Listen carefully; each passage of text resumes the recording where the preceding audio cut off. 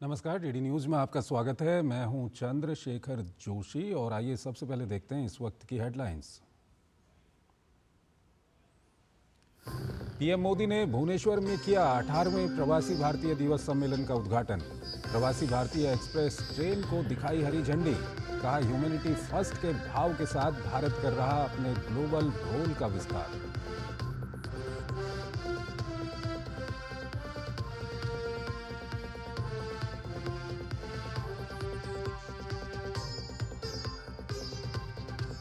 जाट आरक्षण पर आई दिल्ली की लड़ाई। जाट आरक्षण पर केजरीवाल के आरोपों पर बीजेपी का पलटवार। कहा, झूठ बोल रहे केजरीवाल, चुनाव की वजह से उठा रहे मुद्दा।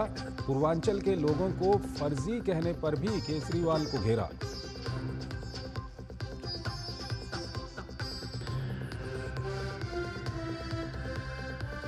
सामने आएगा संभल दंगे का सच। यूपी सरकार ने जिला प्रशासन से मांगी आख्या। संभल एसपी ने कहा, हफ्ते भर में दी जाएगी रिपोर्ट। बीजेपी ने कहा, सच सामने आने पर ही मिलेगा इंसाफ।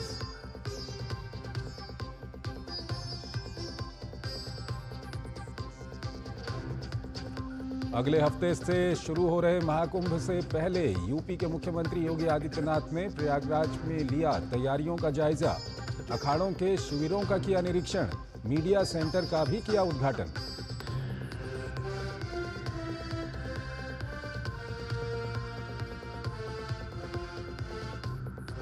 अमेरिका ने यूक्रेन के लिए $500 मिलियन की सैन्य सहायता की घोषणा की।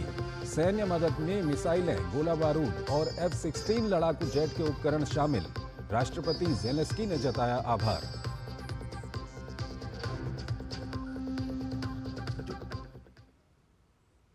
और आइए अब खबरों को विस्तार से देखते हैं। प्रधानमंत्री नरेंद्र मोदी ने कहा है कि 2047 तक भारत को विकसित राष्ट्र बनाने में प्रवासी भारतीयों की निर्णायक भूमिका है। पीएम ओडिशा के भुवनेश्वर में 18वें प्रवासी भारतीय दिवस का औपचारिक उद्घाटन करने के बाद सभा को संबोधित कर रहे थे। प्रधानमंत्री ने वैश्विक विकास और भारत की विकास यात्रा में प्रवासी भारतीयों की महत्वपूर्ण भूमिका की प्रशंसा की। भारत की प्रगति की गति सारे रिकॉर्ड तोड़ रही है। आज Bharat made in India fighter jet बना रहा है, ट्रांसपोर्ट एयरक्राफ्ट बना रहा है और वो दिन भी दूर नहीं जब आप किसी मेड इन इंडिया प्लेन से ही प्रवासी भारतीय दिवस मनाने भारत आएंगे। 21वीं सदी भारत की सदी है, देश के युवाओं की है, स्किल की है, स्टार्टअप की है। दुनिया के अनेक देश अब भारत के स्किल यूथ का दोनों हाथों से स्वागत कर रहे हैं। ऐसे में भारत सरकार का भी प्रयास है कि कोई भी भारतीय विदेश जाए तो वो बेहतरीन स्किल के साथ ही जाए। इसलिए हम अपने यूथ की लगातार स्किलिंग, रीस्किलिंग और अपस्किलिंग कर रहे हैं। ओडिशा भुवनेश्वर में शुरू हुए 18वें प्रवासी भारतीय दिवस सम्मेलन के उद्घाटन सत्र में प्रधानमंत्री ने तकनीक और विकास के अलावा भारतीय विरासत और उसके ऐतिहासिक पहलू को समझने का आग्रह किया।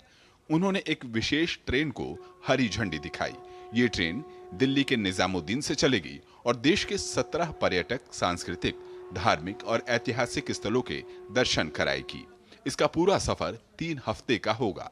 प्रधानमंत्री ने एक प्रदर्शनी भी देखी जिसमें ओमान में बसे भारतीयों के दस्तावेजों को विशेष रूप से प्रदर्शित किया गया था।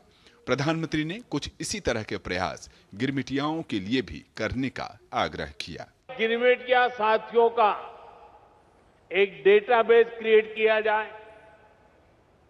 वे भारत के किस किस गांव से, किस शहर से गए, इसकी पहचान हो। वे कहां कहां जाकर बसे, उन जगहों को भी आइडेंटिफाई किया जाए। उनकी लाइफ कैसी रही, उन्होंने कैसे चैलेंजेस को अपॉर्चुनिटीज में बदला, इसे सामने लाने के लिए फिल्म बन सकती है, डॉक्यूमेंट्री बन सकती है, गिरमिटिया लेगेसी पर स्टडी हो, इस पर रिसर्च हो, इसके लिए यूनिवर्सिटी में चेयर स्थापित की जा सकती है।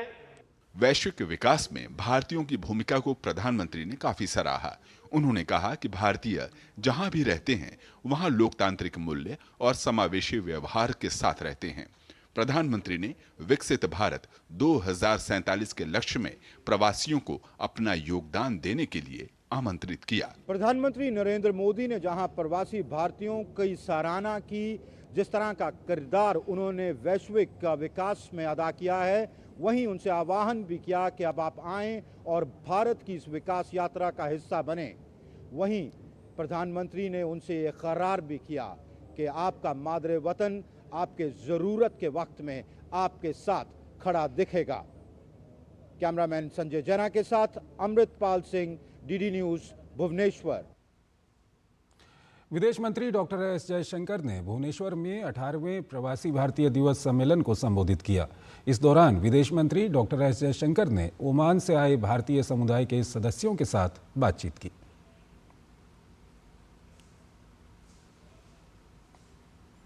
वहीं विदेश मंत्री डॉक्टर एस जयशंकर ने भुवनेश्वर में प्रवासी भारतीय दिवस पर यूके से आए भारतीय समुदाय के सदस्यों के साथ भी बातचीत की। वहीं इस दौरान विदेश मंत्री डॉक्टर एस जयशंकर ने अमेरिका से आए पीबीडी प्रतिनिधिमंडल से भी मुलाकात कर खुशी जाहिर की।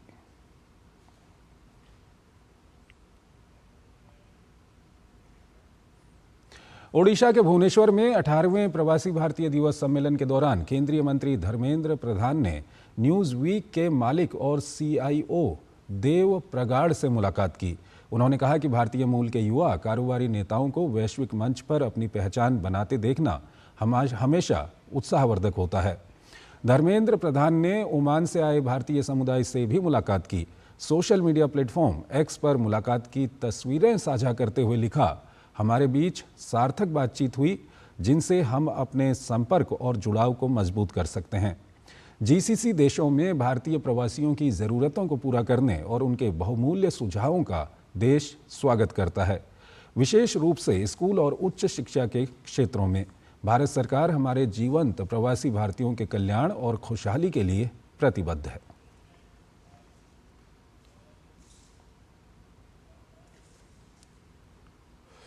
केंद्रीय मंत्री धर्मेंद्र प्रधान ने कतर से आए भारतीय प्रवासियों से भी बातचीत की। केंद्रीय मंत्री ने उनके साथ एनईपी 2020, यूपीआई की सफलता सहित विभिन्न क्षेत्रों में भारत के उल्लेखनीय परिवर्तनों के बारे में बात की, जिसने वैश्विक स्तर पर डिजिटल भुगतान में क्रांति ला दी है। वित्त परामर्श, आतिथ्य, चिकित्सा आदि जैसे विविध क्षेत्रों में उनके योगदान को स्वीकार किया, जिसने भारत की वैश्विक प्रतिष्ठा को महत्वपूर्ण रूप से बढ़ाया है। शिक्षा प्रणाली में बदलाव पर उनके बहुमूल्य सुझावों की सराहना भी की।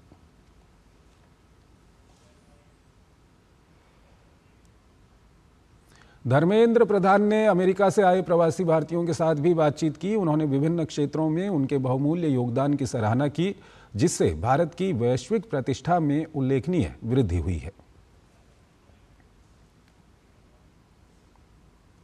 केंद्रीय मंत्री अश्विनी वैष्णव ने भुवनेश्वर में 18वें प्रवासी भारतीय दिवस सम्मेलन को संबोधित किया। अपने संबोधन में उन्होंने भारत द्वारा सतत ऊर्जा विकास के क्षेत्र में 3 लक्ष्यों को पूरा करने पर प्रकाश डाला। We are manufacturing our own silicon ingots, which are then used to, that's happening in Gujarat, which are then used to manufacture the photovoltaic cells. So those are the things on which the country is very focused. One, increasing the power generation capacity from renewable sources. Already reached 45%, and that would be probably more than any other country among the top 10 economies by GDP. Second, developing technologies which are very core to the sustainable power, sustainable energy value chain. Third, investing in production of materials and items which go into the value chain of sustainable energy. प्रधानमंत्री नरेंद्र मोदी ने ओडिशा की राजधानी भुवनेश्वर में 18वें प्रवासी भारतीय सम्मेलन का उद्घाटन किया। इस अवसर पर प्रधानमंत्री ने रामायण की विरासत प्रदर्शनी का भी उद्घाटन किया। इस प्रदर्शनी में दिखाया गया है कि किस तरह से रामायण को पूरी दुनिया ने अंगीकार किया है। रामायण प्रदर्शनी की क्यूरेटर सुषमा बहल ने कहा कि ये प्रदर्शनी बताती है कि रामायण केवल भारत की नहीं, पूरी दुनिया की विरासत है। डीडी न्यूज़ के संवाददाता अमृतपाल सिंह ने रामायण की विरासत प्रदर्शनी का जायजा लिया। ये रिपोर्ट देखिए। प्रधानमंत्री नरेंद्र मोदी ने गुरुवार को यहां प्रवासी भारतीय दिवस के सम्मेलन में कुछ एग्जीबिशंस का उद्घाटन किया। उनमें से एक एग्जीबिशन है विश्व रूप रामायण। रामायण का जो सीक्रेट टेक्स्ट है वो कैसे दुनिया भर में ट्रैवल किया और उसको एकत्रित किया इस एग्जीबिशन में। मेरे साथ सुषमा बहल हैं जो क्यूरेटर हैं इस एग्जीबिशन की। इनसे जानते हैं मैम, क्या कॉन्सेप्ट क्या है विश्व रूप रामायण का? कॉन्सेप्ट यही है कि रामायण सिर्फ भारतीय धरोहर नहीं है, ये विश्व धरोहर बन गई है। आप देखें इस एग्जीबिशन में पेंटिंग्स हैं, डिजिटल वर्क्स हैं। That painting has come from Indonesia. These puppets have also come from Thailand, from Singapore. This work is by a young Indian artist who uses वो जो कहते हैं वेस्ट मटेरियल। ये जो किताबें हैं ये विश्व के अलग अलग देशों से आई हैं। ये ईरान से एक पर्शियन मैन्यूस्क्रिप्ट है 18th सेंचुरी की। ये चाइनीज़ प्रोडक्शन है इन 2 डिफरेंट लैंग्वेजेस और ये रशियन है।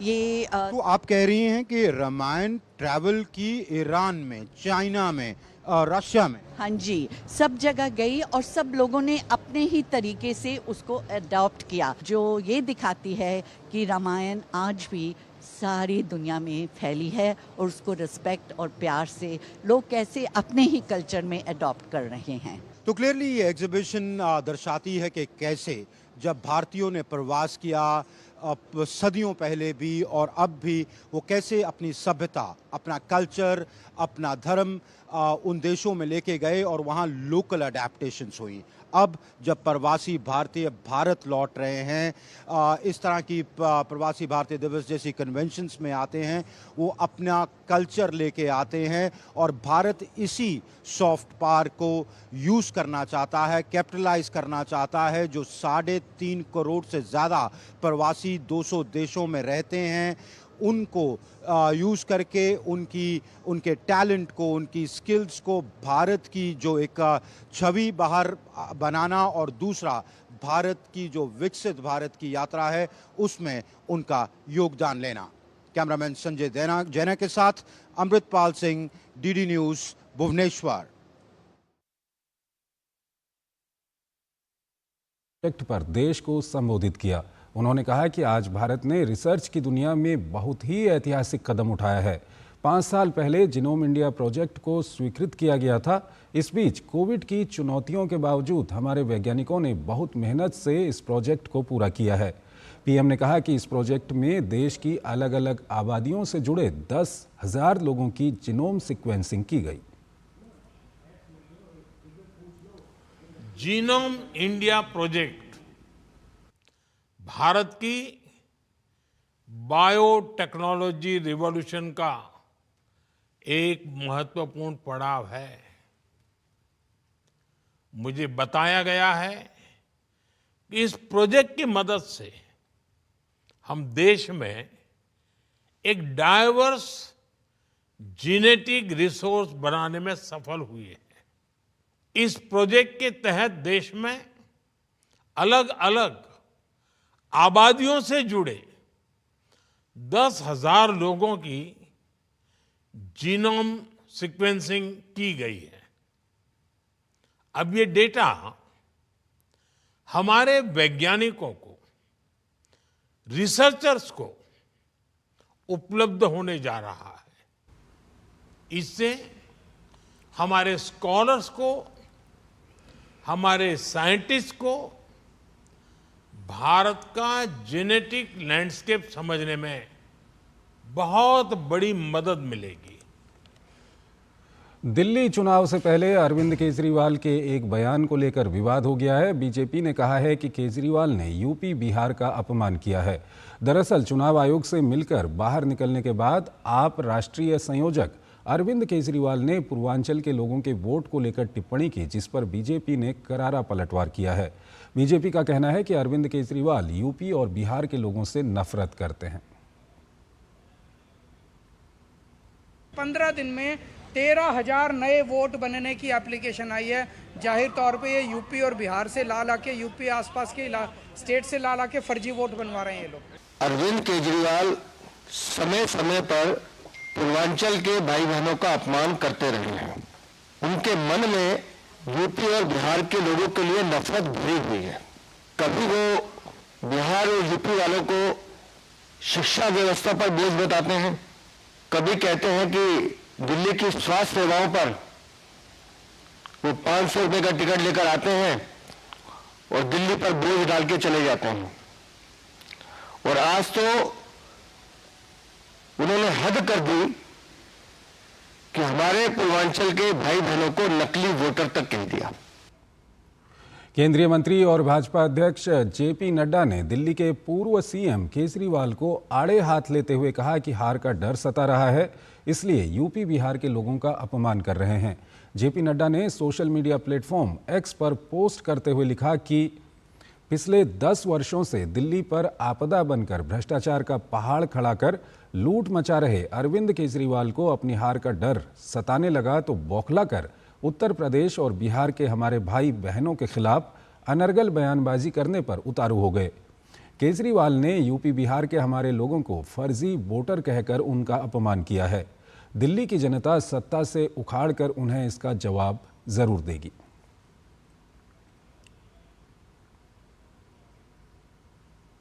दिल्ली भाजपा अध्यक्ष वीरेंद्र सचदेवा ने कहा, अरविंद केजरीवाल समय समय पर पूर्वांचल के लोगों का अपमान करते रहे हैं। उनके मन में उत्तर प्रदेश और बिहार के लोगों के लिए नफरत भरी हुई है। कभी वो उत्तर प्रदेश और बिहार के लोगों को शिक्षा व्यवस्था पर बोझ बताते हैं। आज उन्होंने पूर्वांचल के लोगों को नकली वोटर तक कह दिया। अरविंद केजरीवाल समय समय पर पूर्वांचल के भाई बहनों का अपमान करते रहे हैं। उनके मन में यूपी और बिहार के लोगों के लिए नफरत भरी हुई है।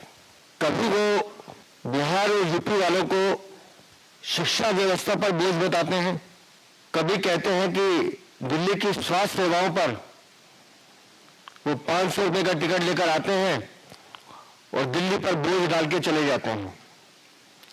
और आज तो उन्होंने हद कर दी कि हमारे पूर्वांचल के भाई बहनों को नकली वोटर तक कह दिया। दिल्ली में आम आदमी पार्टी की ओर से महिलाओं को 2100 रुपये दिए जाने के चुनावी वायदे के खिलाफ दायर याचिका पर दिल्ली हाईकोर्ट ने सवाल उठाया। कोर्ट ने याचिका दाखिल करने वाले राष्ट्रीय मानव पार्टी के अध्यक्ष विजय कुमार से पूछा कि इलेक्शन पिटीशन दायर करने का क्या औचित्य बनता है। कोर्ट ने याचिकाकर्ता से कहा कि इलेक्शन पिटीशन के तौर पर इस पर कैसे सुनवाई की जा सकती है। कोर्ट ने कहा, आप चाहें तो जनहित याचिका दाखिल कीजिए और याचिकाकर्ता से कहा कि वो पहले याचिका की मेंटेनेबिलिटी पर अपनी बात रखें। इस याचिका पर कल भी सुनवाई जारी रहेगी। आम आदमी पार्टी द्वारा नई दिल्ली विधानसभा क्षेत्र से भाजपा उम्मीदवार प्रवेश वर्मा के खिलाफ आदर्श आचार संहिता के उल्लंघन की शिकायत की गई है। चुनाव आयोग ने दिल्ली के मुख्य चुनाव अधिकारी को आपकी शिकायत की जांच करने, तथ्यों का पता लगाने का निर्देश देते हुए पत्र लिखा है। साथ ही मामले में आदर्श आचार संहिता के अनुसार तत्काल उचित कार्रवाई करने को भी कहा है। जांच के बाद कार्रवाई रिपोर्ट आयोग को भेजी जाएगी।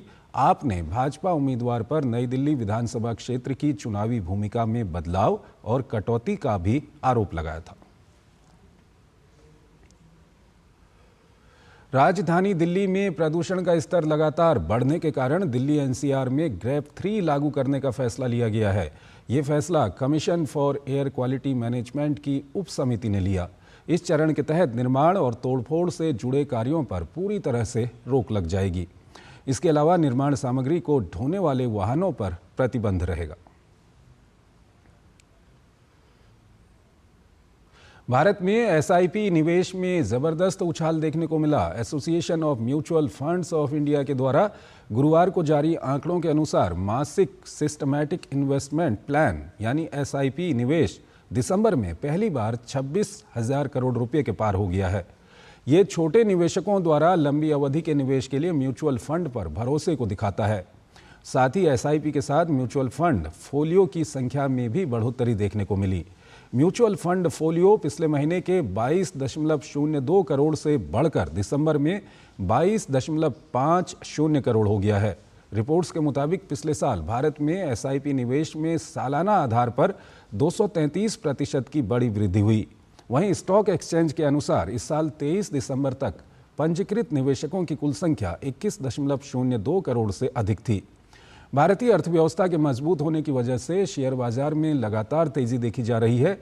Credit rating agency ICRA analytics के अश्विनी कुमार का कहना है कि भारतीय अर्थव्यवस्था की संरचनात्मक वृद्धि की कहानी बरकरार है और भारत वैश्विक अर्थव्यवस्था में एक ब्राइट स्पॉट बना हुआ है।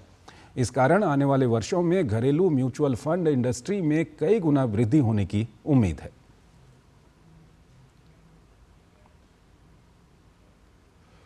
रक्षा मंत्री राजनाथ सिंह ने गुरुवार को दिल्ली के मोनेक्शॉ सेंटर में विकसित भारत यंग लीडर्स डायलॉग के प्रतिभागियों के लिए रात्रि भोज का आयोजन किया। इस मौके पर रक्षा मंत्री राजनाथ सिंह ने प्रतिभागियों से बातचीत भी की।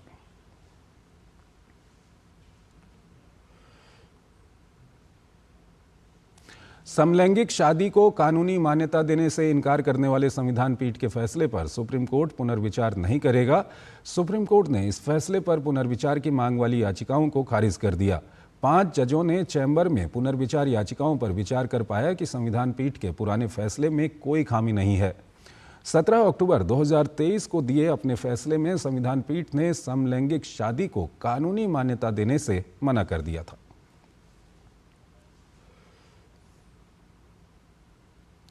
स्वदेशी रूप से निर्मित प्रोजेक्ट 75 की छठी स्कॉर्पिन श्रेणी की पनडुब्बी INS वाकशीर गुरुवार को नौसेना को मिल गई, जिसे 15 जनवरी को भारतीय समुद्री बेड़े में शामिल किया जाएगा।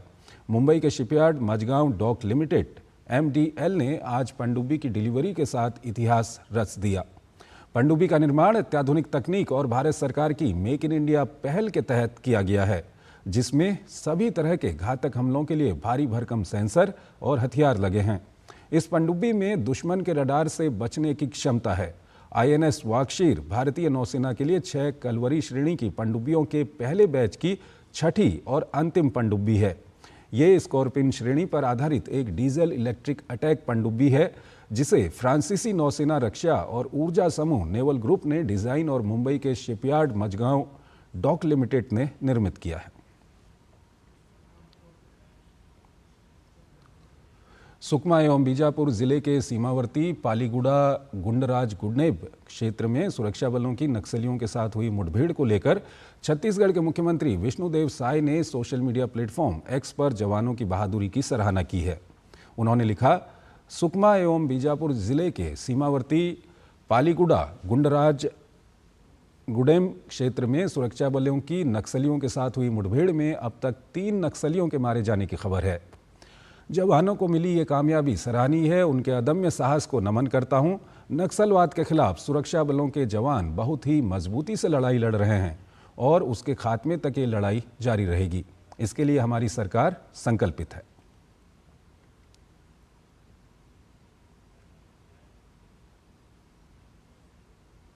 छत्तीसगढ़ के मुंगेली जिले में कुसुम पावर प्लांट में गुरुवार को बड़ा हादसा हो गया। रामबोड गांव में स्थित कुसुम स्मेलेटर्स स्टील प्लांट में चिमनी गिरने से 6 मजदूर चपेट में आ गए। इनमें से 1 मजदूर की मौत हो गई। वहीं रेस्क्यू टीम 4 मजदूरों को सुरक्षित बाहर निकालने का प्रयास कर रही है।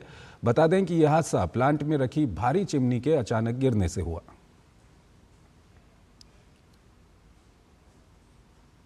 संभल लगातार सुर्खियों में है। 1978 में हुए संभल के दंगे एक बार फिर चर्चा का विषय बने हुए हैं। दरअसल यूपी की विधान परिषद में एक MLC की मांग के बाद प्रदेश सरकार ने संभल प्रशासन से 1978 के दंगों को लेकर रिपोर्ट मांगी है। इसी के साथ 46 साल पुराने दंगे की पीड़ितों के परिजनों को न्याय मिलने की उम्मीद जगी है।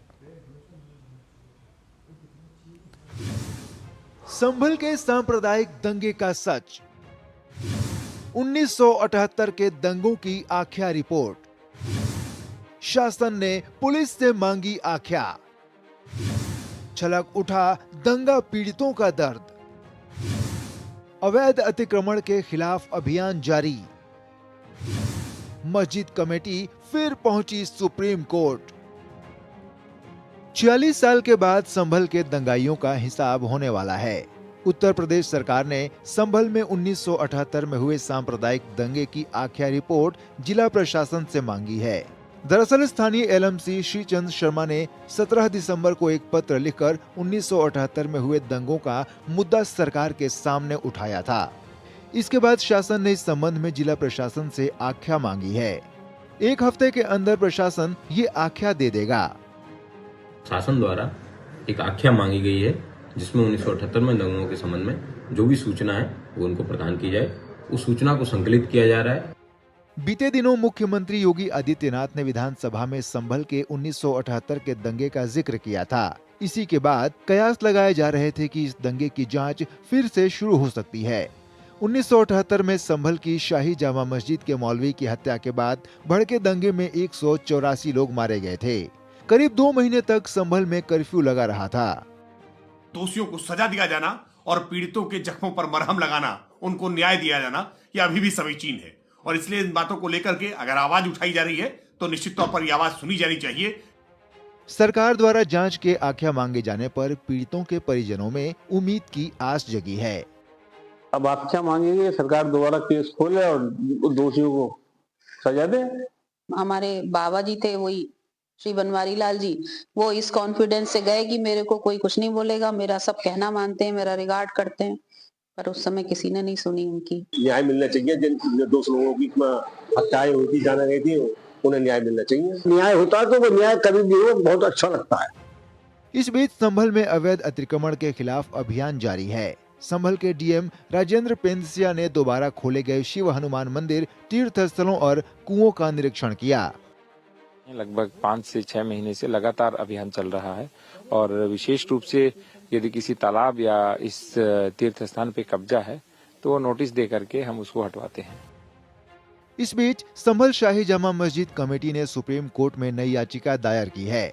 याचिका में कमेटी ने मस्जिद की सीढ़ियों और प्रवेश द्वार के पास स्थित निजी कुएं के संबंध में यथास्थिति बनाए रखने की मांग की है। मस्जिद कमेटी ने इस संबंध में सुप्रीम कोर्ट से जिला मजिस्ट्रेट को निर्देश जारी करने का अनुरोध किया है। साथ ही कमेटी ने इस मामले में उच्चतम न्यायालय की अनुमति के बिना कोई कार्यवाही नहीं करने की भी मांग की है। Bureau report, DD news. Mahakumbh की तैयारियां व्यापक स्तर पर जारी हैं। उत्तर प्रदेश के मुख्यमंत्री योगी आदित्यनाथ 2 दिवसीय दौरे पर प्रयागराज पहुंचे। योगी ने संगम घाट पर चल रही महाकुंभ की तैयारियों का जायजा लिया। साथ ही वो अखाड़ों के शिविरों में भी गए। सीएम महाकुंभ की तैयारियों को लेकर बैठक भी करेंगे।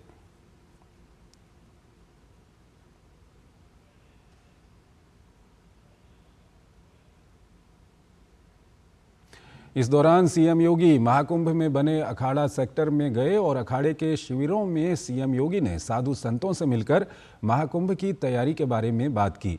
इस दौरान सीएम योगी ने अखाड़ों के शिविरों में पूजा अर्चना भी की। उत्तर प्रदेश के मुख्यमंत्री योगी आदित्यनाथ ने मीडिया सेंटर का उद्घाटन किया। मुख्यमंत्री योगी ने पिछली सरकार के दौर में कुंभ के आयोजन में हुई अव्यवस्था को लेकर जमकर निशाना साधा। सीएम योगी ने कहा कि भाजपा सरकार ने कुंभ से राज्य की अर्थव्यवस्था को मजबूती देने का काम किया है।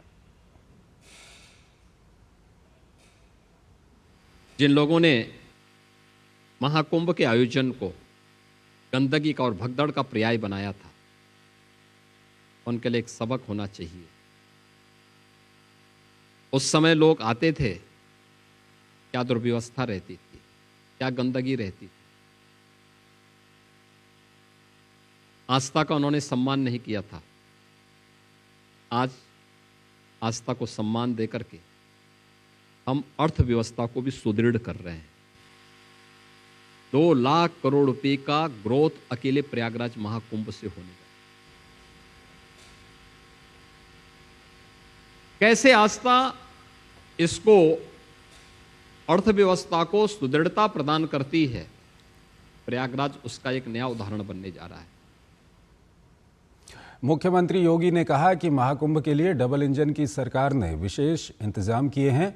साथ ही कहा कि 2019 के मुकाबले इस वर्ष के महाकुंभ के लिए 2 गुना इंफ्रास्ट्रक्चर बनाया गया है।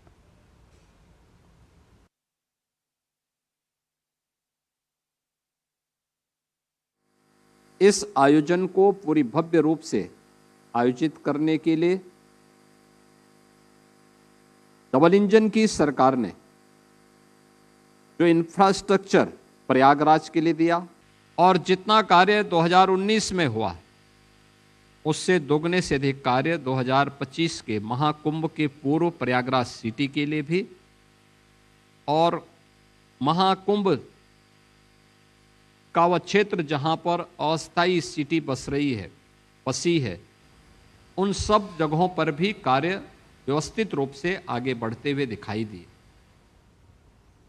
मुख्यमंत्री योगी ने कहा कि महाकुंभ में आने वाले श्रद्धालुओं के लिए कड़े सुरक्षा के इंतजाम किए गए हैं। साथ ही कहा कि पूरे क्षेत्र की AI ड्रोन और CCTV कैमरे से निगरानी की जा रही है। कुंभ स्वच्छ भी रहे, सुव्यवस्थित भी रहे,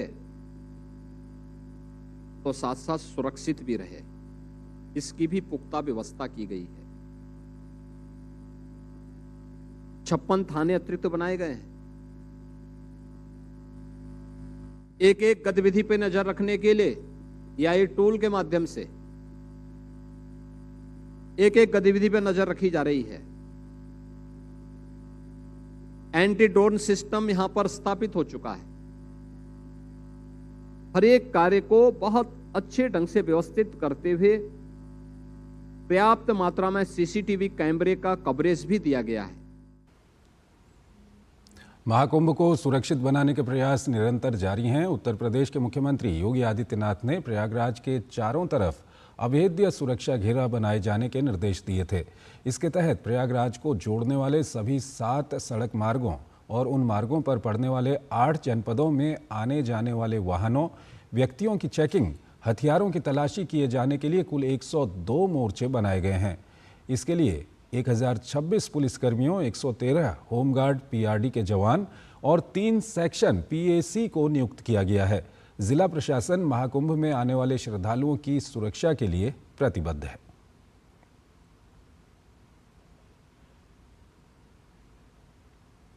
उत्तर प्रदेश के उप मुख्यमंत्री केशव प्रसाद मौर्य महाकुंभ 2025 मेले की तैयारियों का जायजा लेने प्रयागराज पहुंचे। इस दौरान उन्होंने कहा कि मेले की सारी तैयारियां पूरी कर ली गई हैं।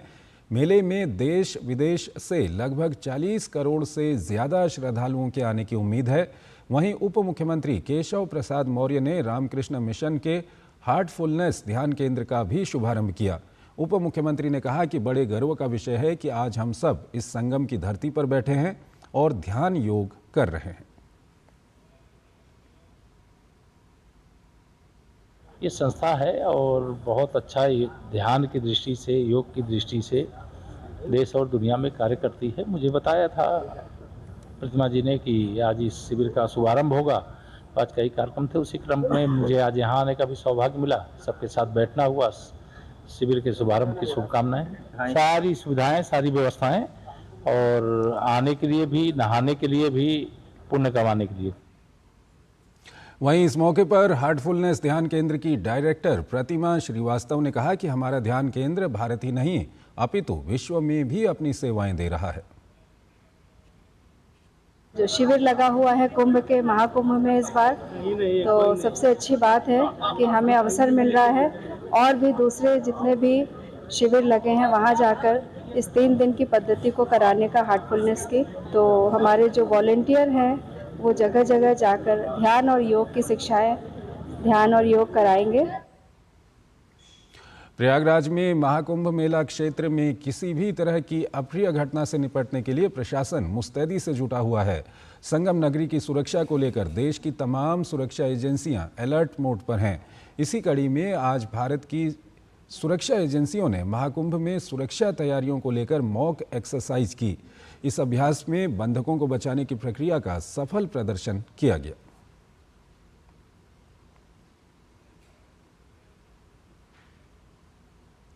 बरेली के जिला प्रशासन की ओर से भव्य महाकुंभ शोभा यात्रा का आयोजन किया गया। ये यात्रा त्रिवटी नाथ मंदिर से शुरू होकर आदिनाथ चौराहा पर संपन्न हुई।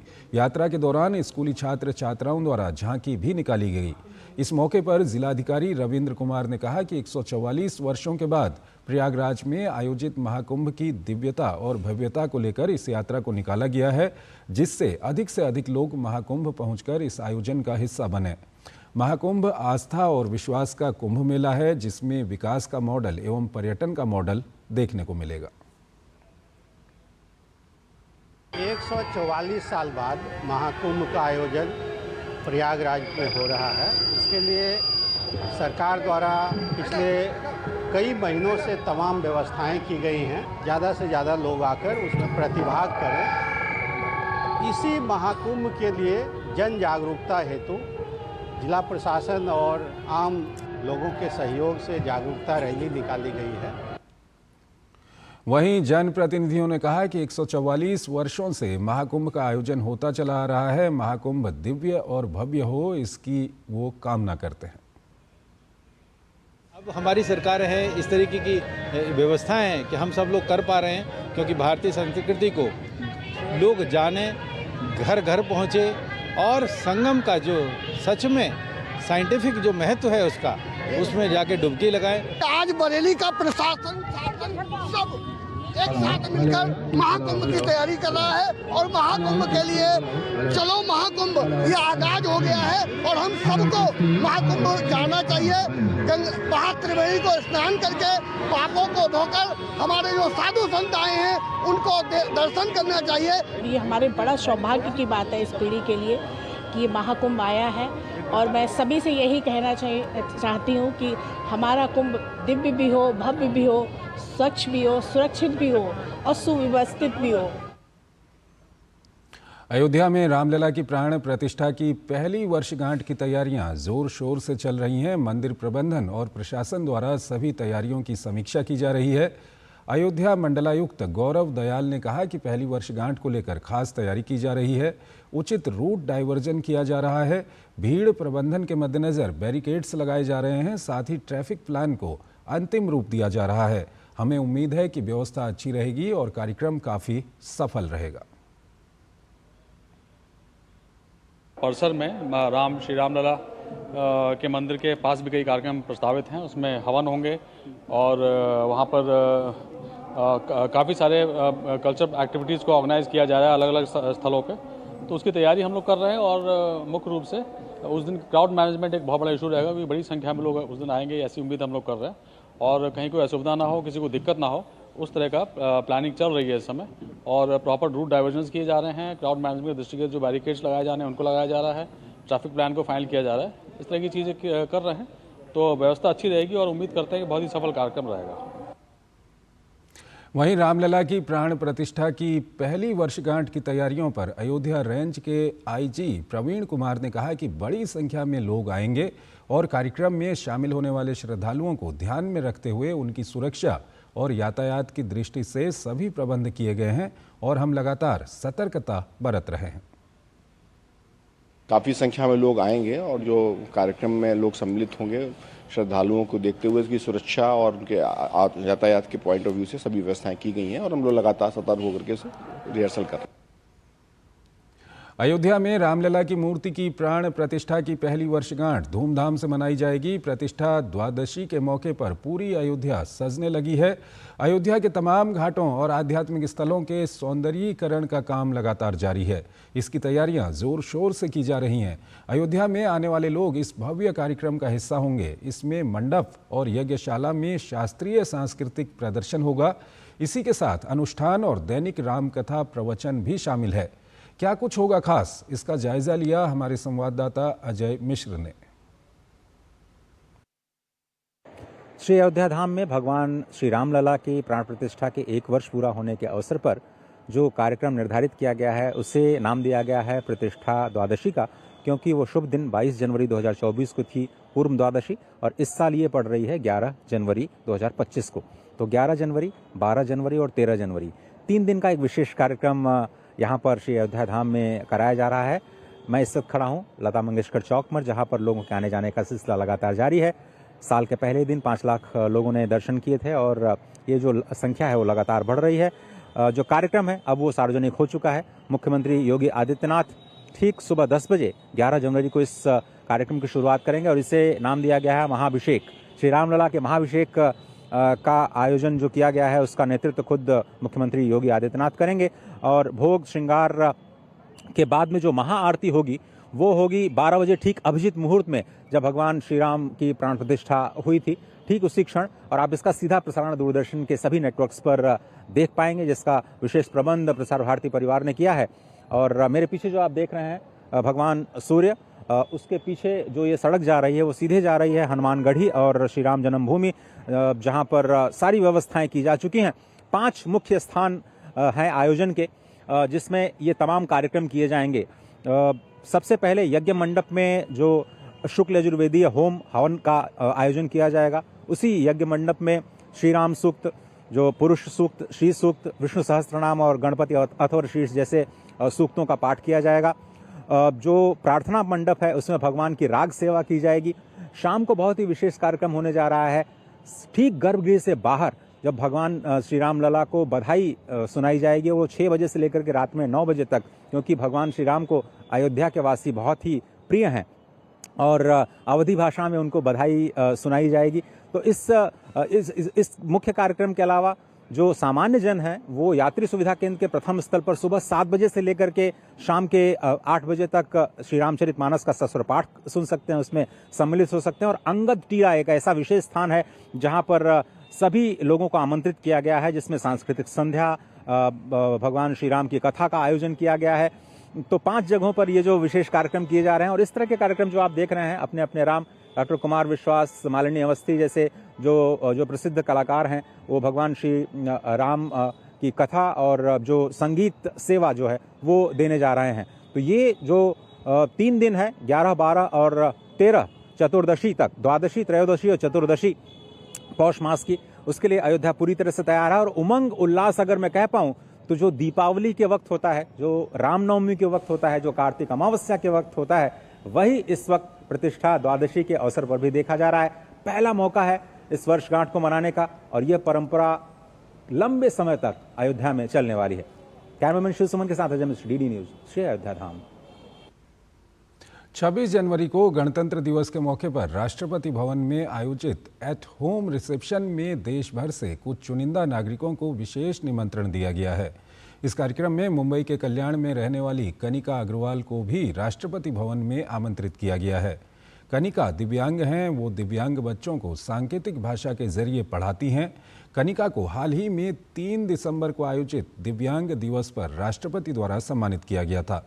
अब गणतंत्र दिवस का विशेष निमंत्रण डाक विभाग के अधिकारियों द्वारा उन्हें दिया गया है। वहीं महाराष्ट्र के सांगली जिले के मोहिते बडगांव की रहने वाली ड्रोन दीदी वैष्णवी शिंदे को भी आमंत्रित किया गया है। वैष्णवी शिंदे सांगली जिले की एकमात्र महिला ड्रोन दीदी हैं। उन्होंने सरकार की ड्रोन दीदी योजना का लाभ उठाते हुए ड्रोन की मदद से अपने खेतों में दवा का छिड़काव किया। गणतंत्र दिवस का विशेष निमंत्रण डाकघर के अधिकारियों ने वैष्णवी को दिया। मुझे अभी एक फंक्शन कार्ड रिसीव हुआ है पोस्ट की तरफ से और वो राष्ट्रपति भवन प्रजासत्ताक दिन के अवसर पर मुझे मिला है और दिल्ली में वो फंक्शन होने वाला है, इसलिए मुझे इनविटेशन कार्ड उन्होंने भेजा है और मैं ज़रूर उधर 26 जनवरी को जाने वाली हूँ।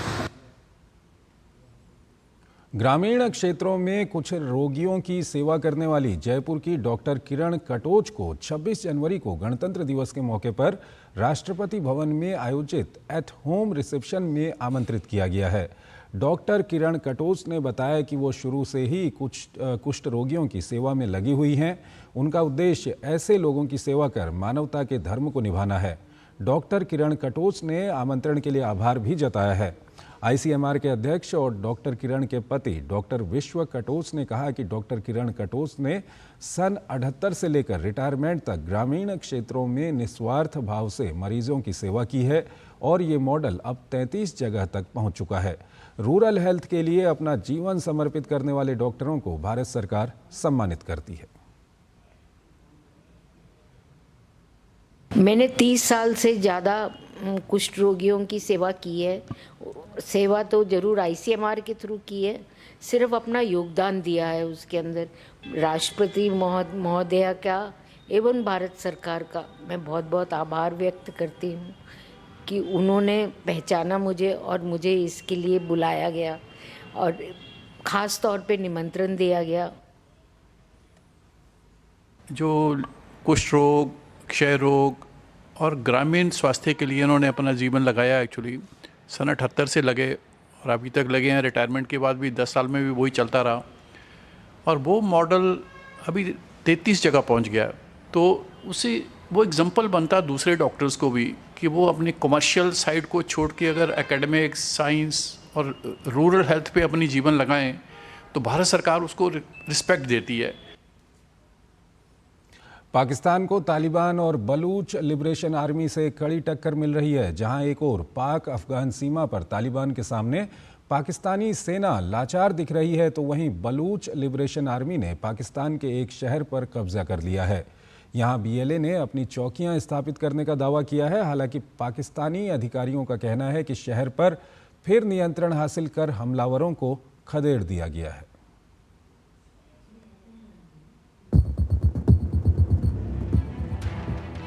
सीमा पर अफगान लड़ाके तो अंदर विद्रोही बलोच लिबरेशन आर्मी पाकिस्तान पर टूट पड़े हैं। पाकिस्तान को अपनी शर्तों और मनमाने ढंग से चलाने वाली सेना और खुफिया एजेंसी आईएसआई बेबस और लाचार नजर आ रही है। पिछले दिनों पाकिस्तानी सेना को बड़ी चोट देने के बाद बुधवार को बलूचिस्तान के एक शहर को पाकिस्तान से छीन लिया। प्रांत के कुजदार जिले के जहरी तहसील पर बीएलए के करीब 80 लड़ाकों ने बुधवार को धावा बोल दिया। देखते ही देखते ताश के पत्तों की तरह ये शहर बिखर गया। सरकारी अधिकारी और पुलिसकर्मी जान बचाकर भाग खड़े हुए। बलूचिस्तान का ये तीसरा बड़ा शहर बताया जाता है।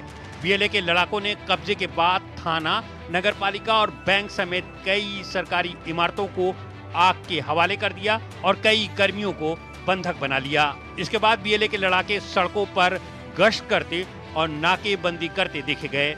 रिपोर्ट के मुताबिक बलूच लड़ाकों ने स्थानीय मस्जिदों के लाउड स्पीकर से जहरी पर अपने नियंत्रण का ऐलान कर दिया। बीएलए ने स्थानीय निवासियों को सरकारी प्रतिष्ठानों से दूर रहने की चेतावनी दी। कब्जे के बाद सेना के निगरानी हेलीकॉप्टर जहरी के ऊपर उड़ान भरते हुए देखे गए, लेकिन लड़ाकों ने मुख्य बाजार, आसपास की पहाड़ियों पर अपना नियंत्रण बनाए रखा है और सुरक्षा चौकियां स्थापित कर ली हैं। हालांकि पाकिस्तानी अधिकारियों का कहना है कि शहर पर फिर से नियंत्रण हासिल कर हमलावरों को खदेड़ दिया गया है, लेकिन वे 20 AK-47 राइफलें, 4000 राउंड गोला बारूद और 10 मोटरसाइकिलें अपने साथ ले गए हैं। तेज होते हमलों से बौखलाई पाकिस्तानी सेना बलूचों के अपहरण पर उतर आई है। पाकिस्तान के सुरक्षा बलों पर बलूचिस्तान के बुक्ती जिले के 2 लोगों का अगवा करने का आरोप लगा है।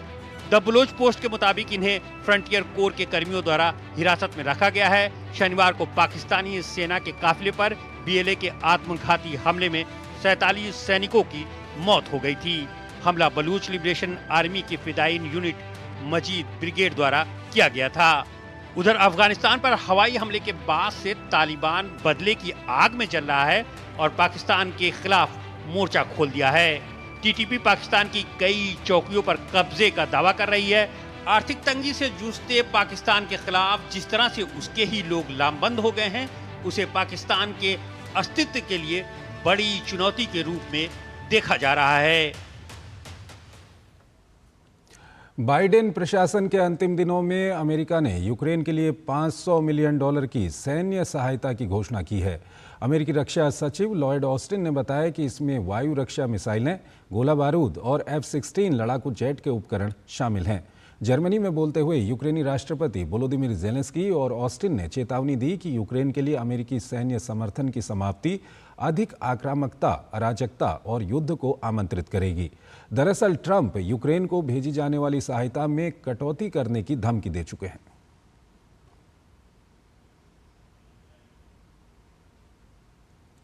यूक्रेनी ड्रोन हमले के 24 घंटे से अधिक समय बाद भी रूसी अग्निशामक वोल्गा क्षेत्र में एक हवाई अड्डे के पास एक तेल डिपो में लगी आग से अभी भी जूझ रहे हैं।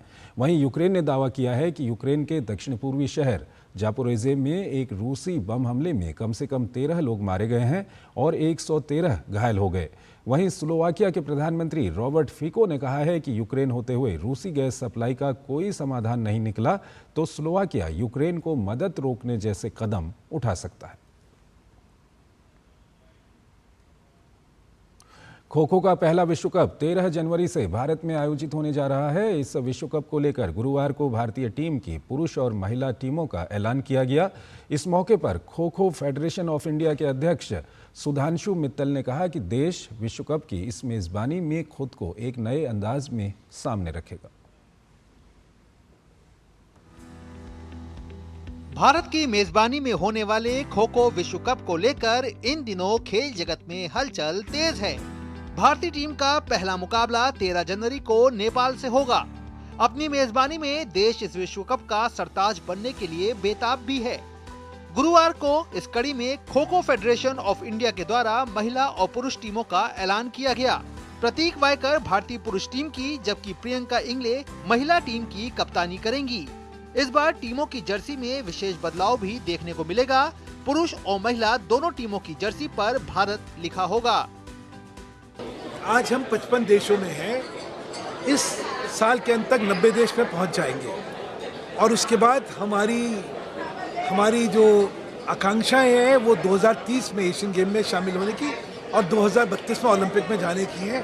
और मुझे पूर्ण विश्वास है कि खेल को देखते हुए, उसकी लोकप्रियता को देखते हुए और हमारे जितना फैलाव है उसको देखते हुए हम इन दोनों मुकाम को पा जाएंगे। टूर्नामेंट 13 से 19 जनवरी तक इंदिरा गांधी स्टेडियम में आयोजित होगा। पुरुष और महिला टीमों को 4-4 वर्गों में बांटा गया है। पुरुष वर्ग की टीमों को 4 ग्रुप में बांटा गया है।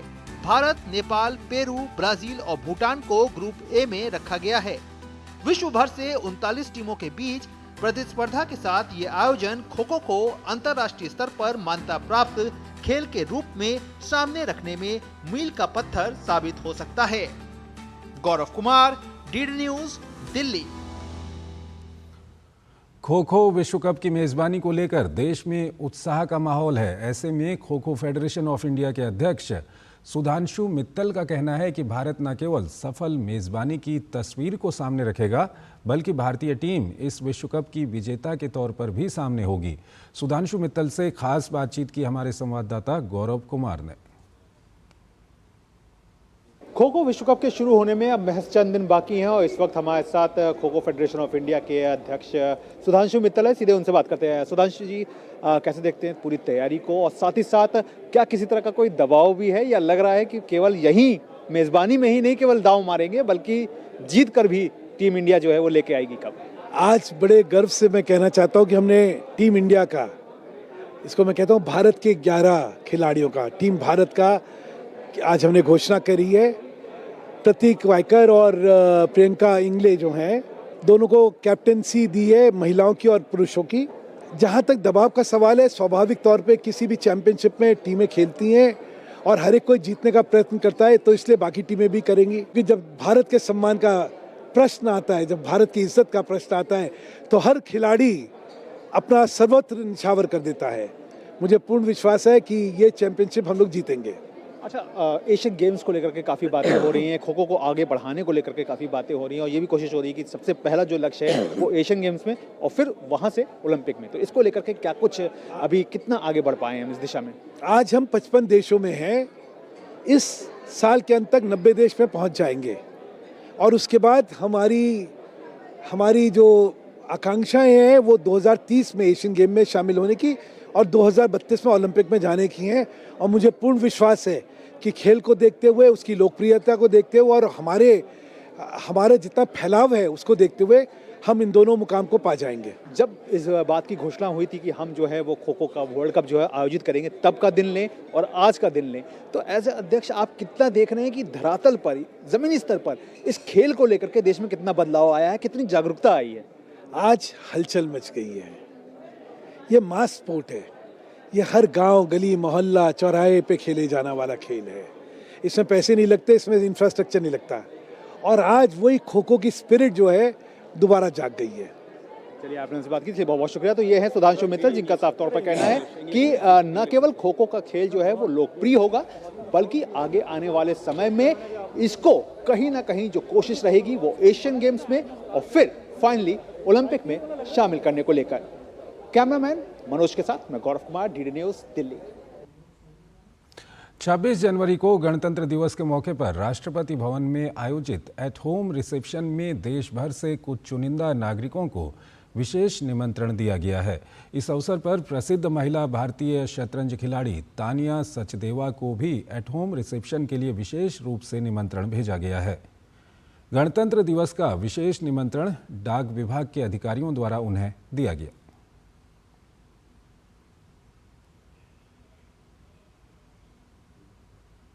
बहुत अच्छा, and I am really looking forward to it. As a sports person, as an athlete, हम इंडिया के लिए खेलते आए हैं बहुत टाइम से, and to be there as part of the parade on the 26th of January and to interact then later with the president, I'm really looking forward to it. This keeps us motivated and inspired.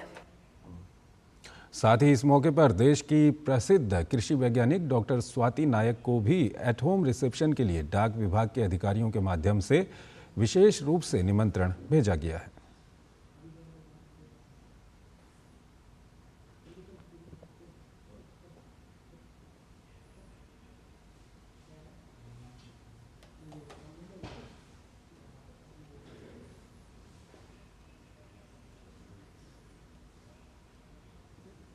मुझे महामहिम राष्ट्रपति जी की तरफ से at home reception के लिए invitation मिला है 26 जनवरी के लिए।